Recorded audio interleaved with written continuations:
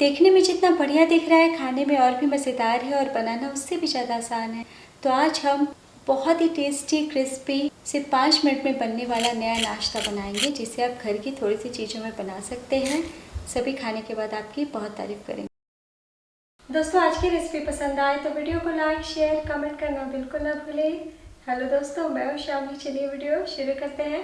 तो इस नाश्ते को बनाने के लिए मैंने लिया है 3 मीडियम साइज के प्याज को छीलने के बाद धो लिया है और अब हम बिल्कुल बारीक बारीक लंबाई में काट लेते हैं।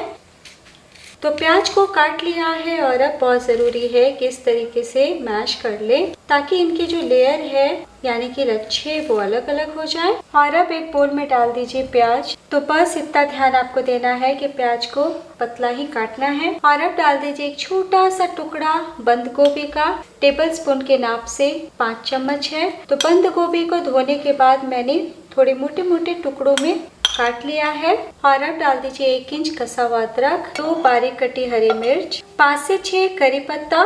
तो करी पत्ता को काट के डालिए। और अब डाल दीजिए 1 चम्मच धनिया पत्ती, 2 से 3 कसा हुआ लहसुन, चटपटा स्वाद के लिए 1 चम्मच नींबू का रस। और अब हम हल्के फुल्के मसाले डालेंगे। तो फ्लेवर के लिए डाल दीजिए 1/4 टीस्पून अजवाइन, 1/4 टीस्पून काली मिर्च पाउडर, नमक स्वाद अनुसार, 1/4 टीस्पून गरम मसाला पाउडर। जो भी हम मसाले डालेंगे हल्के डालेंगे।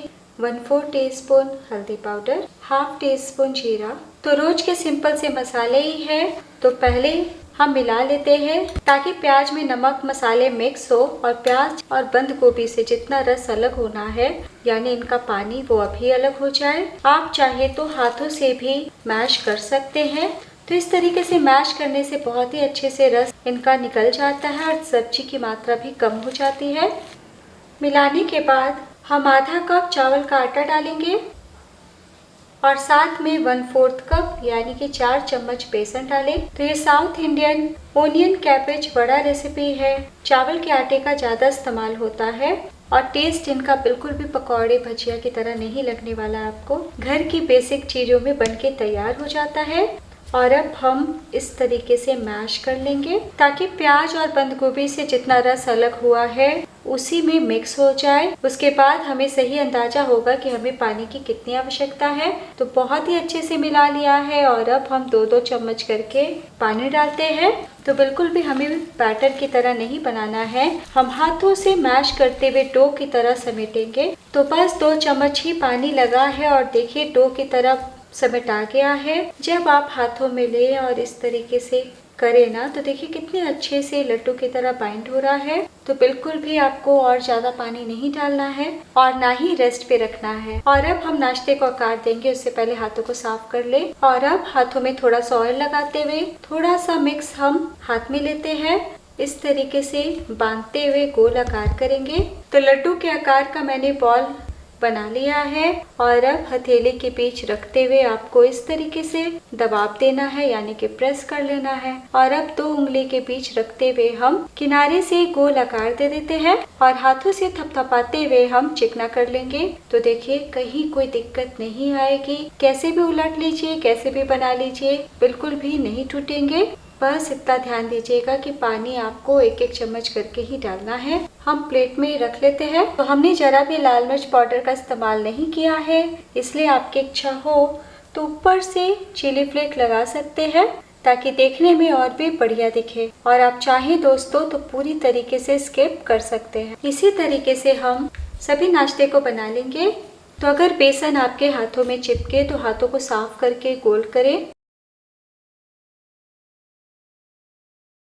तो देखिए हमने सभी नाश्ते को आकार दे दिया है, इतने अच्छे दिख रहे हैं। तो इस नाश्ते की सबसे अच्छी बात यह है कि आप इस तरीके से आकार देके फ्रिज में भी 2-4 घंटे पहले स्टोर करके रख सकते हैं, बिल्कुल भी गीले गीले से नहीं होंगे। और जब आपको सर्व करना हो तब फटाफट फ्राई करें और सर्व करें। तो चलिए फटाफट हम तल लेते हैं। तो नाश्ते को तलने के लिए पैन में ऑयल लिया है, तेल गर्म हो चुके हैं। बहुत धुएंधार हमें गर्म नहीं करना है। और अब हम एक एक करके नाश्ते को डालते हैं। तो डालने के टाइम फ्लेम को लो टू मीडियम कर दें। तो एक बार में जितना अटे उतना डालें। हम 2 बैचेस में फ्राई करेंगे। फ्लेम को हम लो टू मीडियम कर देते हैं ताकि कहीं से कच्ची कच्ची ना रहे।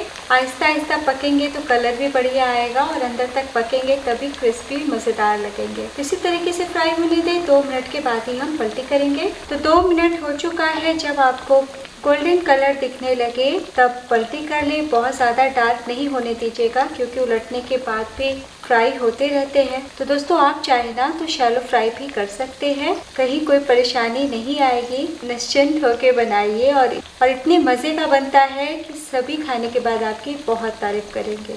टोटल आपको 5 मिनट का टाइम लग जाएगा। तो उलटने के बाद हम दूसरी तरफ से भी 2 से ढाई मिनट तक पका लेते हैं। तो दूसरी तरफ से भी क्रिस्प कर लिया है, पलटी कर लें। तो अगर आप कढ़ाई का इस्तेमाल करते हुए बना रहे हैं तो सावधानी से उलट पलट कीजिएगा दोस्तों। तो शुरू से लेकर आखिर तक फ्लेम को आपको लो टू मीडियम रखना है, लेकिन जब अच्छे से पक जाएं तो 5 मिनट के बाद आप फ्लेम को मीडियम कर दें ताकि नाश्ता हमारा बिल्कुल भी ऑयली ना हो। हम ऑयल से बाहर निकाल लेते हैं। तो देखिए पूरी तरीके से ऑयल सूख चुके हैं। इसका टेस्ट आपको बिल्कुल रेस्टोरेंट की वेज पकौड़े जैसा ही लगने वाला है। तो देखिए कितना बढ़िया दिख रहा है। तो बस प्लेट में निकाल लें। इसी तरीके से हम सेकंड बैच बना लेंगे। सभी नाश्ते को हमने बना लिया है, सर्व कर लेते हैं। तो जब आप ऑयल से निकालेंगे तो हल्के से सॉफ्ट लगेंगे, लेकिन थोड़ी देर के बाद बहुत ही क्रिस्पी हो जाएंगे। तो चावल से बना रहे हैं, टेस्टी के साथ कुरकुरे भी लगने वाले हैं। तो मैंने टमाटो केचप के साथ सर्व किया है। तीखी हरी चटनी के साथ भी गजब का लगता है। तो छोटी मोटी भूख हो, अचानक से मेहमान आ जाए या चटपटा खाने का मन करे या शाम की चाय हो, आप फटाफट बनाएं। और अब मैं आपको दिखाती हूँ कि बहुत ही अच्छे से पके हुए हैं और ठंडे हो जाने के बाद भी देखिए कुरकुरे लगेंगे। हाथ रखते के साथ टूट गए हैं और बहुत ही टेस्टी बने हैं और अंदर तक पके हुए हैं। एक बार बनाना तो बनता है। कैसा बना ये ज़रूर बताइएगा और नेक्स्ट वीडियो में मेरे साथ इसी तरीके से बने रहिएगा। तब तक अपना ख्याल रखिए। Bye and take care.